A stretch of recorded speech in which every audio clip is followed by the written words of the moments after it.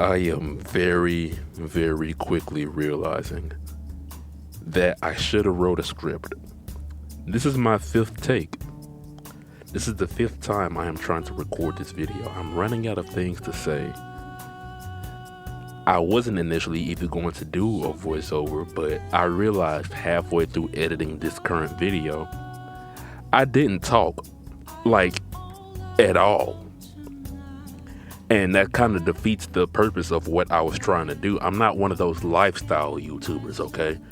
Really, this video is already out of the realm of what I would normally do. This channel is supposed to be a gaming YouTube channel, but things have arisen. As once again, you can see I am a truck driver. I could play games in the truck. I have to figure out a way to optimize that to where I can work that out. So as of right now, we're getting truck content. We're going to be talking about trucks. I'm a trucker. Yay. Anyway, right now you see I have my workout gear on. I am not in the United States Army, despite what that shirt and jacket says. It's just the only thing that I have to work out with in cold weather. So right now, I got the push broom not only for the reason that I typed on screen, but also I need to clean this trailer because a lot of places do not accept dirty trailers, even though these places are the people who make it dirty in the first place. Ain't that crazy? Imagine someone paying you to use your kitchen, and then when you come back to use your kitchen, they got raw chicken sitting out on the countertop, the knives are on the floor, everything just dirty, your jasmine rice down the drain, your seasoning in a cup of water on the stove. Why? I don't know, but that's essentially the way that they treat your belongings in the truck industry. But I guess at the same time, it's like, how much do they have to pay you before it's like, yeah, it's worth it. I'd let them do it again. I guess that's a question you would have to figure out on your own. As you see, I'm in the back of the trailer working out, trying to make sure I don't end up on a CPAP machine or look like your stereotypical truck driver whose stomach is touching the steering wheel when they drive. I don't need that in my life. I don't look good like that. So we're gonna figure that out real quick. Closing the trailer right now. I swept it up a little bit, but I didn't dispose of the garbage. Cannot explain to you why I skipped that step, but I'll come back to it later. But right now I'm taking the gloves off, walking in, I'm getting my shower bag and my toiletries because we're gonna take a shower because I'm not about to sit and drive for a multitude of hours while I got sweat stains in my nether regions. So here's the terminal, nice and clean. Got a snack, not machine, but snack bar over there. You still have to pay. It's not free. We're not living like that, okay? But here's the showers, a couple of shower rooms, very bare bones, straight to the point. Don't need much. It's not like it's a bad thing. If I had a complaint with these terminals, they do not provide towels. You have to bring your own towel, which, depending on who you ask, you are going to bring your own towel anyway, so it's not like that matters. The truck stops give you towels. Terminals do not, so keep that in mind if you ever decide to work for Swift Transportation. So now I'm back in the truck, taking my workout shoes off, putting my work boots on. I don't necessarily need the work boots.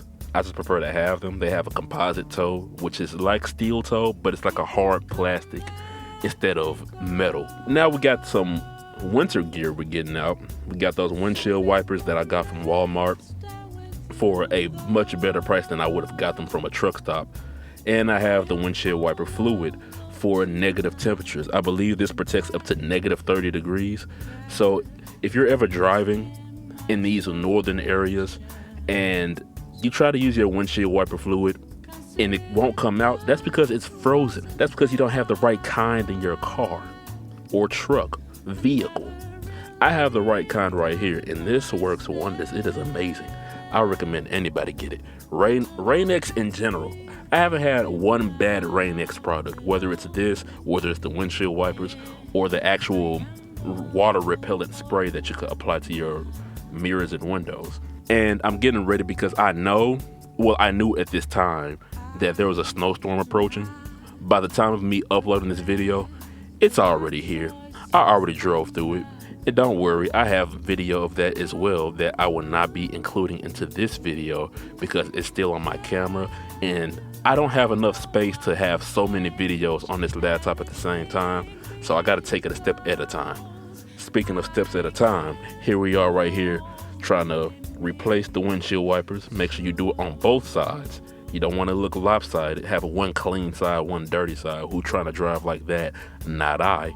I need to see everything around me, especially these cars that try to brake check, cars that try to jump in front of you, cars that don't know how to merge onto the interstate properly. Please learn how to merge on an interstate if you are learning how to drive. There is no reason you should be trying to merge onto a road where the speed limit is 70 miles per hour and you're only going 40. And wondering, why can't I get over? You're not going fast enough. If you ever played double dutch, or just jump rope in general, where you had two people spinning the rope and you try to run in and start jumping. Notice how I said run in. If you walk to the rope, what's gonna happen? The rope is gonna smack you across the head. If you try to walk onto the interstate, the exact same thing is gonna happen. You need to run. You need to get out in front of them. If anything, it'll make the gap that much easier to jump into. Anyway, went off on a tangent. I just needed to get that off of my soul because people need this information. People don't know and they need to know. I need to inform the people. So we got rid of the garbage in the back of the truck, unscrewing the broom, and I like to keep it under here. This is actually underneath the bed. This is like a little pathway, I guess you could say, to get under the bed. Nice storage area. You see, I keep a lot of water there too. You gotta stay hydrated. Make sure you're drinking a lot of water out here.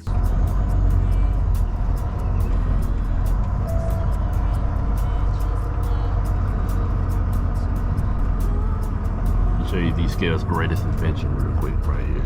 Watch this.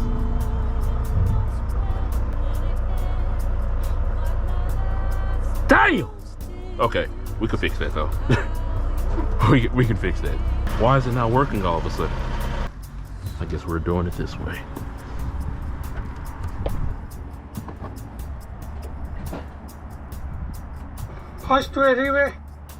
Reway. I don't know why the app suddenly decided to not work anymore, but now I gotta go do all this.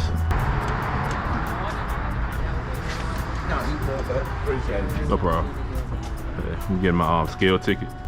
Thank you. Thank you. At least it's in wait now. I'm driving for Swift Transportation. Technically, I'm driving with Swift Transportation because I am an independent contractor, quote unquote. I'm a lease operator. What that means is that I pay for the bills of this truck. The fuel, I buy that. The note, I pay that. The insurance, I own that.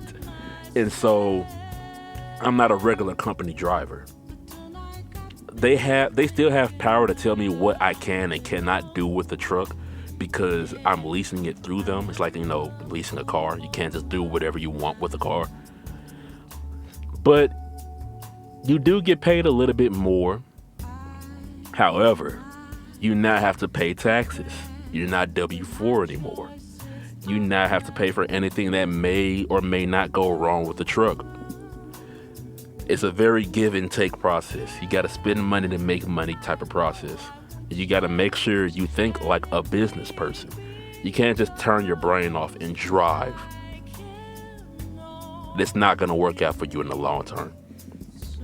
So that's what we're trying to figure out with Zodiac Transportation, which is my logo. I made this logo. It took me a long time to figure out how to make it as basic as it is.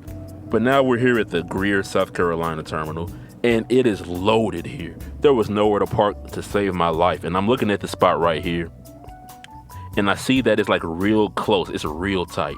And I'm gonna try to back in anyway and see if I can like squeeze in the middle because I'm real confident. Like, I could do whatever I want to. I'm the best truck driver around. He's the best guy in town. But it ended up not working out that way. I had to stop eventually because I was like, this just won't do. This quite simply won't do. So what I ended up having to do, which you will see very shortly, is that trailer that's over to the, I guess, right side if I'm looking backwards out the window. It's too far forward. And you're going to see there's plenty of space for that trailer to be out of the way, but it's in the way. I can't explain who did that, can't explain why. It feels like someone hates me. They did this on purpose. I'm being targeted, and I won't stand for it. So we hop out the truck, hop out the big whip, walk to the back, and you see this trailer with the engine in front of it. That's a refrigerated trailer. I'll explain that later, maybe in another video. I'll walk back here, try to see if I can move it out of the way a little bit, and I can move it out the way a bit. It's like a football field worth of space back here. So what I end up deciding I'm gonna do, because I need to park this truck so I can go to sleep at night, so I can go about my day, I'm gonna disconnect from the trailer. Wow.